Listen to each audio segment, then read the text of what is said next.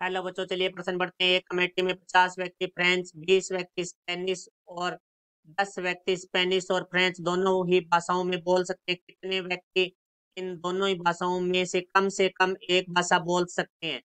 मुख्य अवधारणा। तो हमारा जो प्रश्न है वो समुच्चय से संबंधित है। तो देखो भाई, हमारा एक सूत्र होता है एन ए सम्मेलन बी। इसका अर्थ है कि ए सम्मेलन बी में अवयवों की संख्या बराबर एन ए में अवयवों की संख्या प्लस एन बी, बी में अवयवों की संख्या माइनस एन ए सर्वनिष्ठ बी, ए सर्वनिष्ठ बी में अवयवों की संख्या।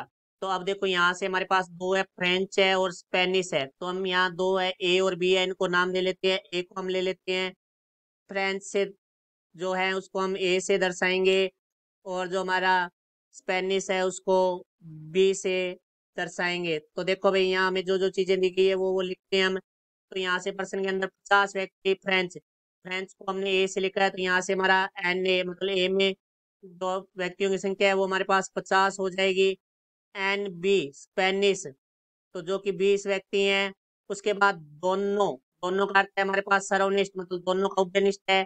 तो ए सर्वनिष्ठ, बी है वो हमारे पास है 10। तो उसने पूछा है कम से कम, मतलब या तो वो ए में हो या बी में हो। ये स्थिति हमारी होती है जब ए सम्मेलन बी हो। तो ये मान हमें ज्ञात करना है। तो देखो, यहाँ से हम मान रखते हैं सूत्र के अंदर।